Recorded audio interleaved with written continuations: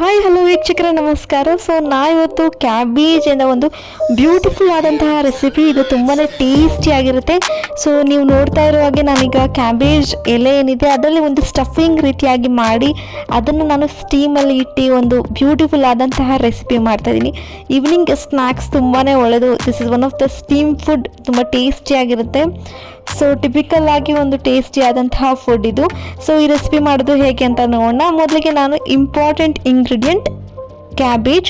So ಕ್ಯಾಬೇಜ್ನ ಈ ರೀತಿಯಾದಂತಹ ಎಲೆಗಳನ್ನು ಬಳಸಿ ಮಾಡುವಂಥದ್ದು ತುಂಬ ಚೆನ್ನಾಗಿರುತ್ತೆ. ಸೊ ನಾನು ಕ್ಯಾಬೇಜ್ ಲೀಫ್ ದೊಡ್ಡದಾಗಿ ಏನಿದೆ ಅದನ್ನು ನೀಟಾಗಿ ಬಿಡಿಸ್ಕೊಂಡು ಪಾತ್ರೆನಲ್ಲಿ ಹಾಕಿ ಒಂದು 15 ನಿಮಿಷ ನಾನು ನೀಟಾಗಿ ಅದನ್ನು ಬೇಯೋದಕ್ಕೆ ಬಿಡ್ತೀನಿ.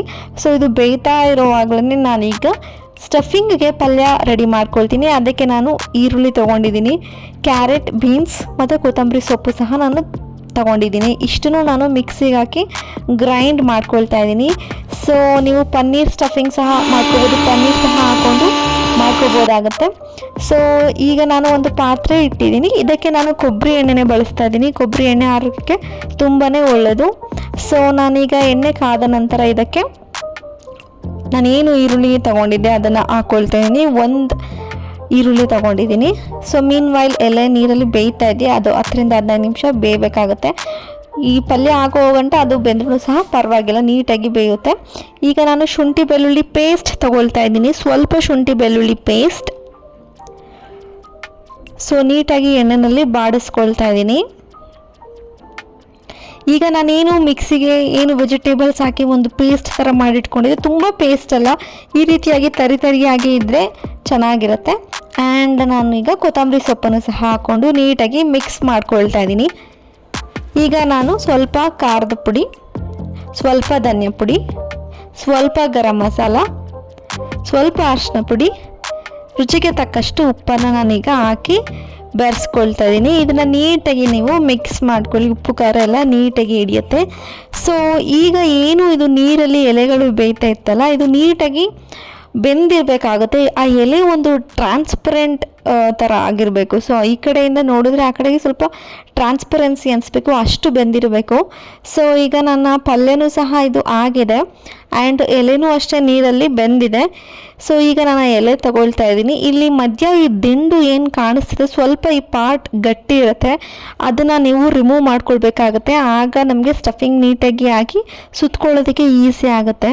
ಸೊ ಆದ್ದರಿಂದ ನಾನು ಈ ದಿಂಡು ಏನಿದೆ ಸೆಂಟರಲ್ಲಿ ಅದನ್ನು ನಾನು ನೀಟಾಗಿ ಬಿಡಿಸ್ಕೊಳ್ತಾ ಇದ್ದೀನಿ. ಹುಷಾರಾಗಿ ಬಿಡಿಸ್ಕೋಬೇಕಾಗತ್ತೆ, ಇಲ್ಲಾಂದರೆ ಎಲೆನೂ ಸಹ ಕಟ್ಟಾಗುತ್ತೆ. ಸೊ ನಾನೀಗ ಅದನ್ನು ಬಿಡಿಸ್ಕೊಂಡು ಎಲೆಯಲ್ಲಿ ಈ ರೀತಿ ಒಂದು ಅರ್ಧ ಭಾಗ ತೊಗೊಂಡಿದ್ದೀನಿ ಸ್ಮಾಲ್ ಸ್ಟಫಿಂಗ್ಸ್ ಮಾಡ್ಕೊಳ್ಳೋದಕ್ಕೆ. ಸೊ ಈಗ ನನ್ನ ಪಲ್ಯ ಅದು ರೆಡಿ ಆಗಿತ್ತಲ್ಲ ಅದನ್ನು ನಾನಿಲ್ಲಿ ತಗೊಂಡು ಈ ರೀತಿಯಾಗಿ ಎಲೆ ಮೇಲೆ ಇಟ್ಟು ನಾನು ಅದನ್ನು ರೋಲ್ಸ್ ರೀತಿಯಾಗಿ ಮಾಡ್ಕೊಳ್ತಾ ಇದ್ದೀನಿ. ನಿಮಗೆ ಯಾವ ಒಂದು ಶೇಪ್ ಕನ್ವಿನಿಯೆಂಟ್ ಅನಿಸುತ್ತೋ ಆ ಒಂದು ಶೇಪ್ಗೆ ನೀವು ಮಾಡ್ಕೋಬೇಕಾಗತ್ತೆ. ಸೊ ನಾನೀಗ ಈ ಒಂದು ಶೇಪ್ಸ್ ಮಾಡಿ ರೋಲ್ಸ್ ಮಾಡ್ಕೊಳ್ತಾ ಇದ್ದೀನಿ. ಸೊ ಒಂದು ವೆಜ್ ಸ್ಟೀಮ್ ಮೋಮೋಸ್ ಒಂದು ಮೈದಾ ಹಿಟ್ಟಲ್ಲಿ ಸ್ಟಫಿಂಗ್ ಯಾವ ರೀತಿ ಮಾಡ್ತೀರಾ ಅದೇ ರೀತಿ, ಬಟ್ ಇಲ್ಲಿ ನಾವು ಮೈದಾ ಹಿಟ್ಟಿನ ಒಂದು ಇದ್ರ ಬದಲು ಒಂದು ಕ್ಯಾಬೇಜ್ನ ಒಂದು ಎಲೆ ಬಳಸ್ತೀವಿ. ಸೊ ಎಲೆಕೋಸು ಎಲೆ ಬಳಸಿರೋದ್ರಿಂದ ತುಂಬಾ ಆರೋಗ್ಯಕ್ಕೆ ಒಳ್ಳೆಯದು ಆ್ಯಂಡ್ ಟೇಸ್ಟು ಸಹ ಇರುತ್ತೆ, ಪ್ಲಸ್ ಆರೋಗ್ಯಕ್ಕೆ ಒಳ್ಳೆಯದು. ಬಿಕಾಸ್ ಮೈದಾ ಯೂಸ್ ಮಾಡ್ತಾ ಇಲ್ಲದೆ ಇರೋದ್ರಿಂದ ಆರೋಗ್ಯಕ್ಕೆ ತುಂಬಾ ಒಳ್ಳೆಯದು. ಈಗ ನಾನು ಒಂದು ಪಾತ್ರೆಯಲ್ಲಿ ನೀರಿಟ್ಟು ಈ ರೀತಿ ಸ್ಟೀಮಲ್ಲಿ ಬೇಯಿಸ್ಕೊಳ್ಳೋದಕ್ಕೆ ನಾನು ಮಾಡ್ತಾಯಿದ್ದೀನಿ. ಸೊ ಹಬೆನಲ್ಲಿ ಇದು ಚೆನ್ನಾಗಿ ಬೇಯಬೇಕಾಗುತ್ತೆ. ಒಂದು 15-20 ನಿಮಿಷ ಆದರೂ ಹಬೆನಲ್ಲಿ ಬೇಯಬೇಕು. ಸೊ ಆವಾಗ ಅದು ನೀಟಾಗಿ ಸಾಫ್ಟ್ ಆಗುತ್ತೆ, ಇಲ್ಲ ಅಂದರೆ ಎಲೆ ಅನಿಸುತ್ತೆ. ಸೊ ಇದು ಎಷ್ಟು ಚೆನ್ನಾಗಿ ಬೇಯುತ್ತೆ ಅಷ್ಟು ರುಚಿಯಾಗಿರುತ್ತೆ. ನಾನೀಗ ಒಂದು 15-20 ನಿಮಿಷನೇ ಬಿಟ್ಟಿದ್ದೀನಿ. ಸೊ ಅಷ್ಟು ನಾನು ಸ್ಟೀಮಲ್ಲಿ ಈಗ ಬೇಯಿಸಿದ್ದೀನಿ. ಸೊ ಈಗ ಇದನ್ನು ನೀವು ಇದೇ ರೀತಿ ತಿಂದರೂ ಸಹ ಚೆನ್ನಾಗಿರುತ್ತೆ, ಅಥವಾ ನಾನು ಆಯಿಲಲ್ಲಿ ಫ್ರೈ ಮಾಡ್ತೀನಿ ಆ ರೀತಿಯಾಗೂ ತಿಂದರೂ ಸಹ ಚೆನ್ನಾಗಿರುತ್ತೆ. ನಿಮಗೆ ಯಾವುದು ಬೆಸ್ಟ್ ಅನಿಸುತ್ತೆ ನೀವು ಆ ರೀತಿಯಾಗಿ ಮಾಡ್ಕೋಬೋದು.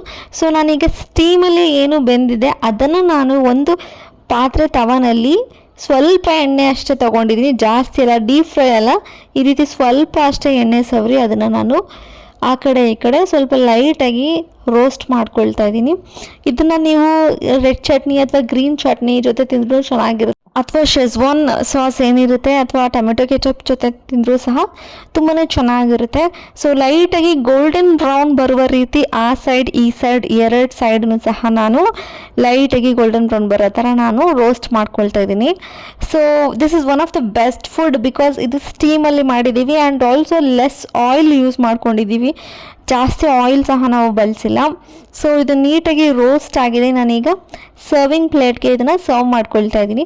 ಸೊ ಈಗ ನಾನು ಸೆಂಟ್ರಲ್ಲಿ ಟೊಮೆಟೊ ಕೆಚಪ್ ಆ್ಯಡ್ ಮಾಡ್ಕೊಳ್ತಾ ಇದ್ದೀನಿ. So this is one of the best combination ಇದ್ರ ಜೊತೆ ಅಥವಾ ರೆಡ್ ಚಟ್ನಿ ಗ್ರೀನ್ ಚಟ್ನಿ ಜೊತೆನೂ ತುಂಬ ಚೆನ್ನಾಗಿರುತ್ತೆ. ಸೊ ಈ ಒಂದು ರೆಸಿಪಿ ತುಂಬ ಯೂನಿಕ್ ಆಗಿದೆ and cabbage momos stuffed momos ಅಂತಲೂ ಹೇಳ್ಬೋದು. ಸೊ ಈ ಒಂದು ರೆಸಿಪಿನ ನೀವು ಅಷ್ಟೇ ಮನೇಲಿ ಟ್ರೈ ಮಾಡಿ ಹೇಗೆ ಬರುತ್ತೆ ಅಂತ ಹೇಳಿ. ನಾನಂತೂ ಟೇಸ್ಟ್ ಮಾಡಿದ್ರೆ ತುಂಬ ಚೆನ್ನಾಗಿತ್ತು. ಸೊ ಈ ರೆಸಿಪಿನ ಟ್ರೈ ಮಾಡಿ ಹೇಗೆ ಬಂತು ಅಂತ ತಿಳಿಸಿ. ಆ್ಯಂಡ್ ಈ ವಿಡಿಯೋ ನಿಮಗೆ ಇಷ್ಟ ಆಗಿದ್ದರೆ ಲೈಕ್ ಮಾಡಿ, ಕಮೆಂಟ್ ಮಾಡಿ ಆ್ಯಂಡ್ ನೀವು ಅಷ್ಟೇ ಟ್ರೈ ಮಾಡಿ ಇದನ್ನು ಟೇಸ್ಟ್ ಮಾಡಿ. ಸೊ ಮುಂದಿನ ಒಂದು ವಿಡಿಯೋದಲ್ಲಿ ಸಿಗ್ತೀನಿ. ಅಲ್ಲಿವರೆಗೂ ವೀಕ್ಷಕರೇ ಧನ್ಯವಾದಗಳು. Bye bye, take care and most importantly subscribe ಆಗಿ. Thank you.